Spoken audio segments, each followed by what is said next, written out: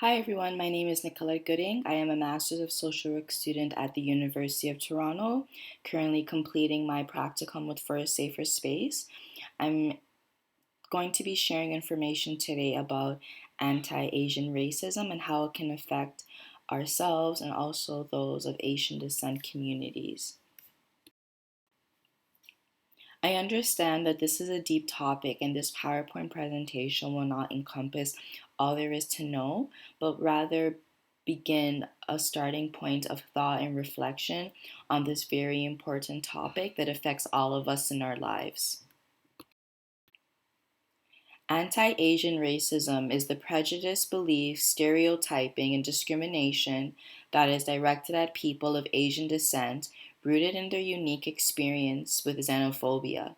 The global pandemic, especially with COVID-19, has sparked a rise in anti Asian racism, violence, and hate that is unacceptable and must be challenged. Anti-Asian racism has a long history in Canada and includes events such as the Japanese internment camps, the Japanese head tax, and the yellow peril sentiments. Since the spread of COVID-19, anti-Asian racism has been on the rise with stereotyping, violence, and the spread of misinformation about Asian communities. The important thing to remember is that this is really not an exceptional moment by any means, as it's really part of a much longer history that reaches far back as the 19th history.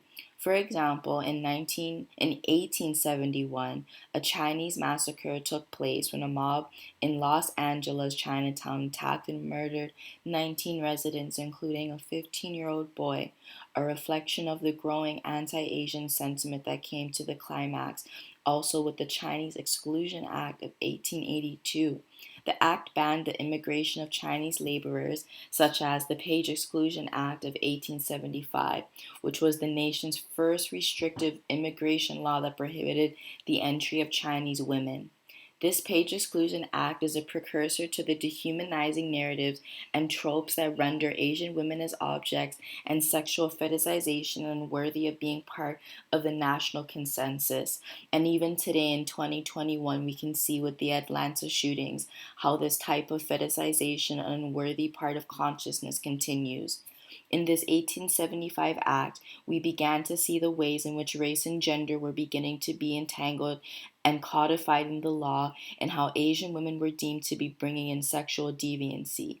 That far back, we can see how racism and sexism were being conflated, and how even today it is so permitted. In modern American history, Asian Americans have been regularly scapegoated during periods of national duress. In World War II, saw the forced internment of about 120,000 Japanese Americans in the West Coast, an estimated 62% of whom were U.S. citizens in the wake of the attack of Pearl Harbor. After the Vietnam War, refugees from Southeast Asia faced routine discrimination and hate, including attacks by the KKK members in Shrimpers in Texas. And in 1982, Vincent Chin, a Chinese American, was beaten to death by two Detroit auto workers who thought he was Japanese. The killing took place during a recession that was partly blamed on the rise of the Japanese into the auto industry. Since the beginning of the pandemic, those in the Asian community have become the target of xenophobic attacks, facing physical attacks, verbal harassment, have been faced being spat upon and subjected to racial slurs. And in a survey, 3 in 10 of those from Asian communities reported having been subjected to racial slurs or jokes since the onset of COVID-19 pandemic. A recent study also found that the former President Donald Trump description of the COVID-19 as the Chinese virus has led to a high rise in anti-Asian hate online. Those in the Asian community have also faced very high conflicts who own grocery stores of having to tell customers to wear face masks because they were afraid of violent retaliations or attacks. The pandemic has also exacerbated social inequalities as some from the Asian community, many of those newcomers, work in the underground economy, can't access unemployment benefits, lack health insurance, and may be subjected to police harassment. This pandemic has affected the most vulnerable of the vulnerable. When we talk about anti Asian racism, it's not a vacuum. It's within the context of these broader structures: race, gender, immigration status, socioeconomic condition. All of these impact people. It's important to acknowledge anti Asian racism exists as it is the first step to change. Eliminating anti Asian racism requires support from all levels of government, such as businesses, schools, social services, agencies, and also local communities. When governments, healthcare, and social services all come together, they are able to work together collectively to accomplish a goal in alliance.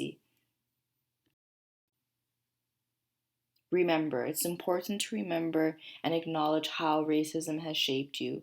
Racism is like an invisible gas we all breathe, and it's important to remain mindful of it, to also educate ourselves and become aware of the holes in our knowledge and speak up and do our part. Too often, the job is done of people facing those actual violences themselves.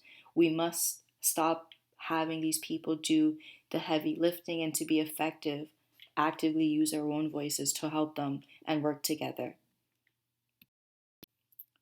Thank you for taking the time to watch this video. I hope it was helpful,